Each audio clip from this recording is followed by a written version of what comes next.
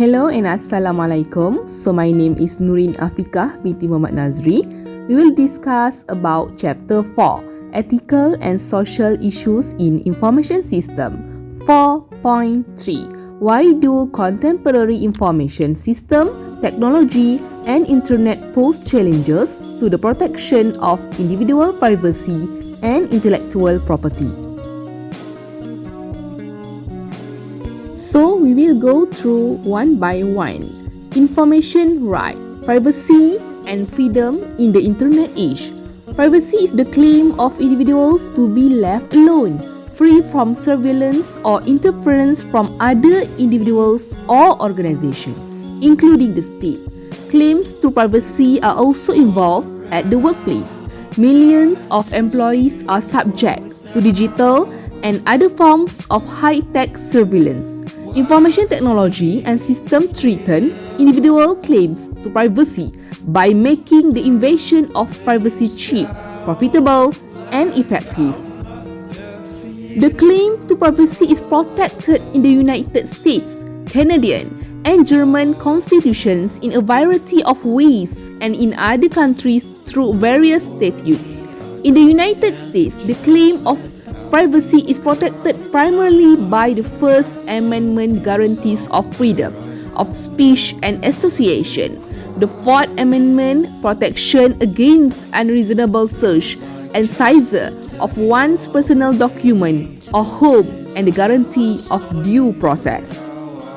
Most American and European privacy law is based on a regime called Fair Information Practices, FIP, first set forth in a report written in 1973 by a federal government advisory committee and updated most recently in 2010 to take into account new privacy invading technology.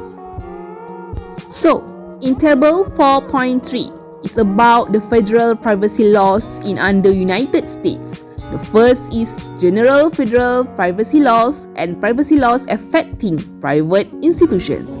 So you want to go through one by one. The first is Freedom of Information Act of 1966 as amended, Fair Credit Reporting Act of 1970, and then Privacy Act of 1974 as amended, Family Educational Right and Privacy Act of 1974. And then Electronic Communications Privacy Act of 1986, a Right to Financial Privacy Act of 1978.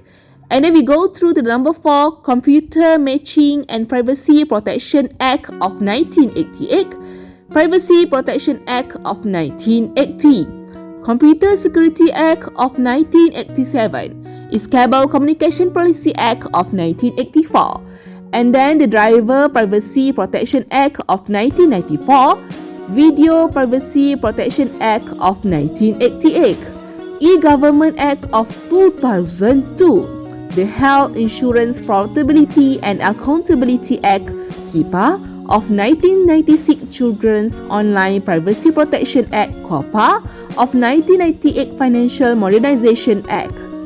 After information gathered, the individual maintains an interest in the record, and the record may not be used to support other activities without the individual consent.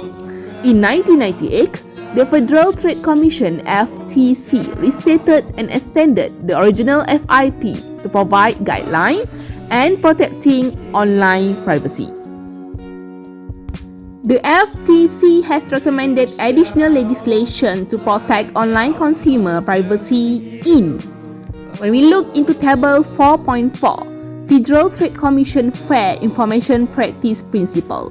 The first is about notice or awareness.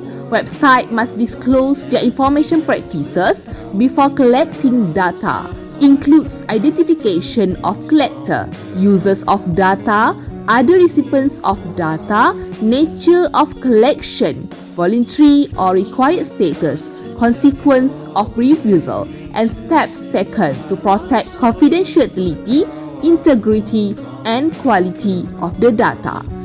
Okay, and then second is choice or consent. A choice regime must be in place allowing consumers to choose how their information will be used for secondary purpose other than supporting the transaction, including internal use and transfer to third parties. Next is access and participation.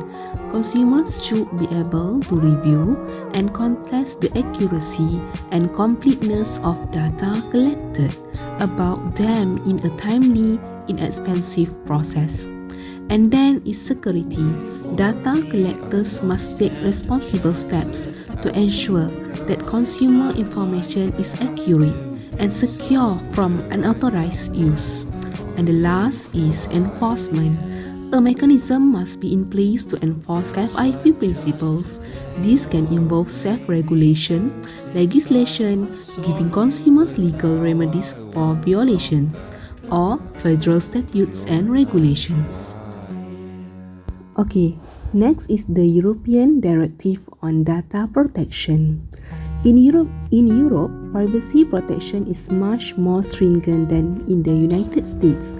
Unlike the United States, European countries do not allow businesses to use personally identifiable information without consumer prior consent. On October 1998, the European Commission Directive on Data Protection went into effect, broadening privacy protection in the European nations. Customers must provide their informed consent before any company can legally use data about them, and they have the right to access that information, correct it, and request that no further data to be collected. And about the Internet challenges to the privacy. Internet challenges to the privacy. Internet technology has posed new challenges for the protection of individual privacy. Information sent over this vast network of networks may pass through many computer systems before it reaches its final destination. Each of these systems is capable of monitoring, capturing, and storing communications that pass through it. Cookies.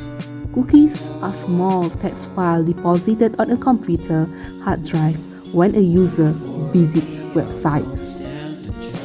Okay, in this picture is how cookies identify web visitors. Okay, the web server reads the user web browser and determines the operating system, browser name, version number, internet address, and other information. And the second is the server transmits a tiny text file with user identification information called a cookie, which the user browser receives and stores on the user computer hard drive. The third is, when the user returns to the website, the server requests the contents of any cookie it deposited previously in the user computer. And the last, the web server reads the cookie, identifies the visitor, and calls up data on the user. Cookies are written by a website on a visitor hard drive. When the visitor returns to the website, the web server requests the ID number from the cookie and use it to access the data stored by that server on that visitor. The website can then use this data to display personalized information. Spyware. Spyware can secretly install itself on an internet user's computer by playbooking on larger applications. Once installed, the spyware calls out to website to send banner ads and other unsolicited material to the user, and it can report the user movement on the internet to other computers. Opt-out model permits the collection of personalized information until the consumer specifically requests the data not to be collected. Privacy advocates would like to see wider use of an opt-in model of informed consent in which a business is prohibited from social issues in information system 167 collecting any personal information unless the consumer specifically takes action to approve information collection and use. Property right, intellectual property. Intellectual property is considered to be tangible and intangible products of the mind created by individuals or corporations. Information technology has made it difficult to protect intellectual property because computerized information can be so easily copied or distributed on networks. Intellectual property is subject to a variety of protections under three legal traditions: trade secret, copyright, and patent law. What is trade secret? Any intellectual work product or formula, device, patent, method of manufacture, or compilation of data used for a business purpose can be classified as a trade secret, provided it is not based on information in the public domain. Protection for trade secret vary from state to state. In general, trade secret law grants a monopoly on the ideas behind a work product, but it can be a very tenuous monopoly. Then, copyright. What is copyright? Copyright is a statutory grant that protects creators of intellectual property from having their work copied by others for any purpose during the life of the author plus an additional 70 years after the author's death. And then, what is patents? The congressional intent behind patent law was to ensure that inventors of new machine, devices, or methods receive the full financial and other rewards of their labor and yet make widespread use of the invention possible by providing detailed programs for those wishing to use the idea under license from the patent's owner. Okay, so that's all from me. Bye bye and thank you. Assalamualaikum.